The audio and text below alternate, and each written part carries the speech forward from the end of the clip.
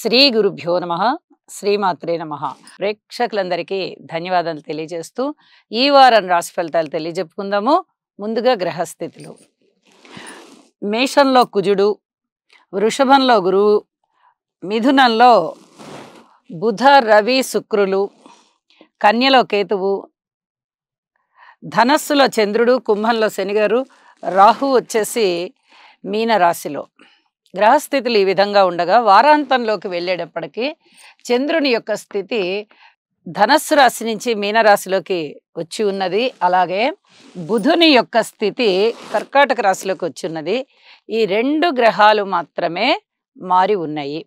అయితే గ్రహ సమ్మేళనాల యొక్క ఫలితాలను చూస్తే బుధ శుక్ర రవిలు ముగ్గురు ఒకే రాశిలో ఉన్నారు. బుధుడు తన స్వస్థానమైన మిథున రాశిలో ఉండగా, శుక్రాచార్యుల వారికి కూడా అది మిత్రక్షేత్రం అవుతూ ఉండగా, రవి గారికి అది సమక్షేత్రం అవుతూ ఉన్నది. అయితే ఇక్కడ బుధ ఆదిత్య యోగం ఏర్పడుతోంది. చాలా మంచి కలయిక ఇది అని చెప్పచ్చు. అయితే మూఢమి జరుగుతూ ఉంటుంది రవి శుక్రుల సంయోగం కారణంగా.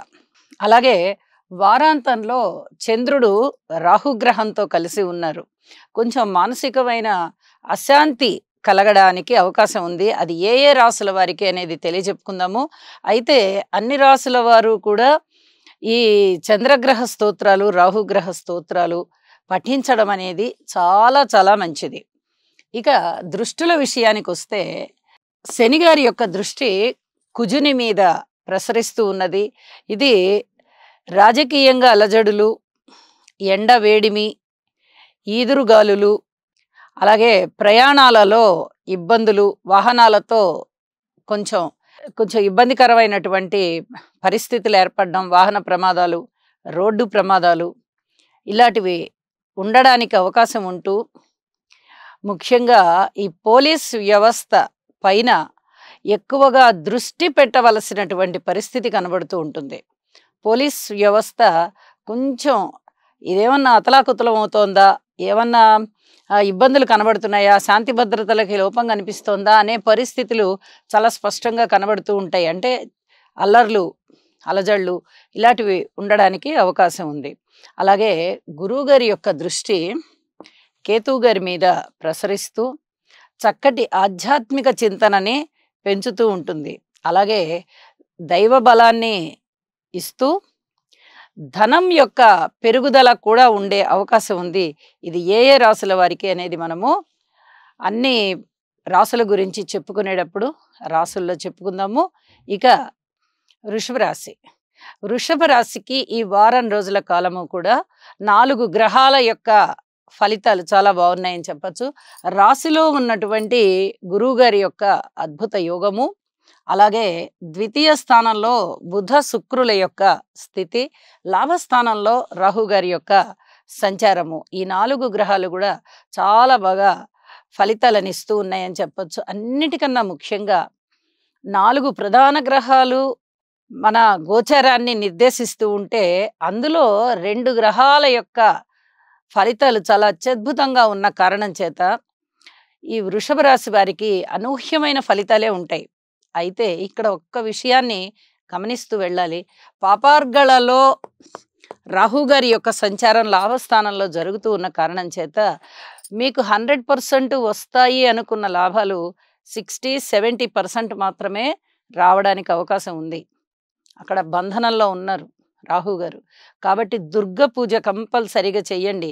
ప్రతి వారు చెయ్యండి. వృషభ రాశి వారు ప్రతి వారు కూడా దుర్గని స్మరించడము, దుర్గా అమ్మవారి పూజ చేసుకోవడము, లేదా దుర్గ స్తోత్రాలు చదువుకోవడము, దుర్గ నామాన్ని జపించడము, ఏ రూపకంగా మీరు దుర్గని ధ్యానించినా మీకు చాలా అద్భుతమైనటువంటి ఫలితాలు ఉంటాయి అని చెప్పి తెలియజేస్తున్నాను. అలాగే శుభకార్యాల నిర్వహణ ఉంటుంది. మీకు వివాహాది శుభకార్యాలు కూడా ఇంట జరగడానికి అవకాశాలు చాలా వరకు కనిపిస్తున్నాయి.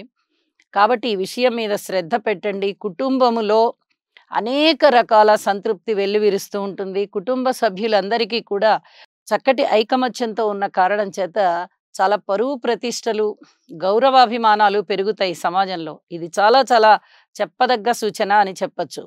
ఎప్పుడైతే వృషభ రాశి వారికి రాశిలో గురువుగారు ఉన్నారు, ద్వితీయ స్థానంలో ద్వితీయ స్థాన అధిపతి అయినటువంటి బుధుడు రాస్యాధిపతితో కలిసి శుక్రునితో కలిసి ఉంటూ బుధ ఆదిత్య యోగంలో ఉన్నారో కుటుంబ రీత్యా అద్భుతమైనటువంటి ఫలితాలు ఉండే అవకాశాలు ఉన్నాయి.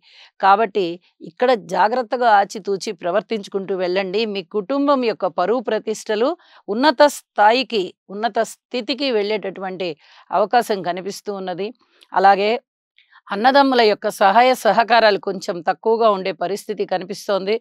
ఇక విద్యార్థుల విషయంలో చాలా కష్టపడవలసిన పరిస్థితి ఉంది. మీరు ఎంత కష్టపడతారో అంతకన్నా ఎక్కువ మీరు ఆశించలేరు ఫలితాలు. నేను ఒక 50% నేను కష్టపడ్డానండి అంటే, మీకు 50% కన్నా కొంచెం తక్కువగానే ఫలితాలొచ్చే అవకాశం ఉంది. 50%కి 50% వచ్చే పరిస్థితి కనబడట్లేదు. కాబట్టి ఇక్కడ విద్యార్థులు ఇంకా కొంచెం ఎక్కువ కష్టపడాల్సిన పరిస్థితి కనిపిస్తోంది. స్త్రీల విషయంలో చాలా గౌరవప్రదమైనటువంటి స్థితిలో ఉంటారు.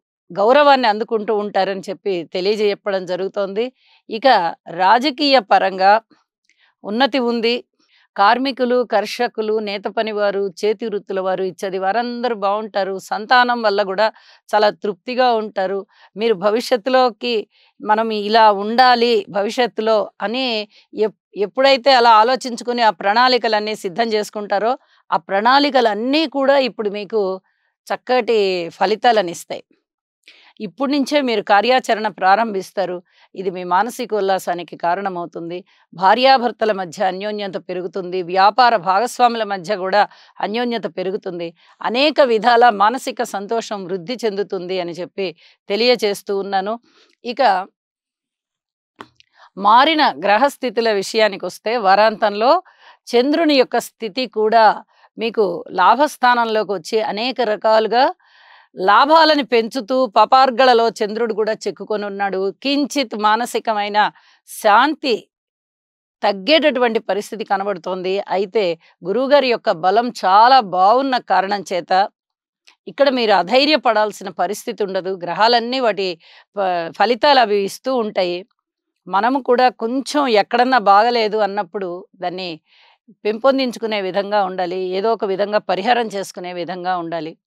కాబట్టి ఆ దోషాన్ని పరిహారం చేసుకోండి. మానసికమైన శాంతిని పెంపొందించుకోవాల్సిందిగా తెలియచెప్తూ, తృతీయ స్థానంలోకి వచ్చినటువంటి బుధుని వల్ల బంధుమిత్రుల యొక్క ఆదరణ చాలా చాలా బాగా పెరగబోతోంది. అన్నదమ్ముల సహాయ సహకారాలు కూడా పెరుగుతూ మీకు మానసికంగా చక్కటి బలాన్ని ఇస్తున్నారు అని చెప్పి తెలియచేస్తూ, నవగ్రహాల యొక్క స్తోత్ర పారాయణాల వల్ల చాలా అద్భుతమైన ఫలితాలు ఉంటాయి. ఎందువల్ల అంటే గురువుగారు రాశిలోనే ఉన్నప్పుడు మీరు చేసే ఏ పూజా పునస్కారం అయినా కూడా అద్భుతమైన ఫలితాన్ని ఇస్తుంది. కాబట్టి నవగ్రహ స్తోత్ర పారాయణ చెయ్యండి. దోష పరిహారాలు జరుగుతూ మీకు ఇంకా ఇంకా మేలు జరిగేటటువంటి పరిస్థితి ఉంటుంది అని చెప్పి తెలియజేస్తూ నమస్కారం.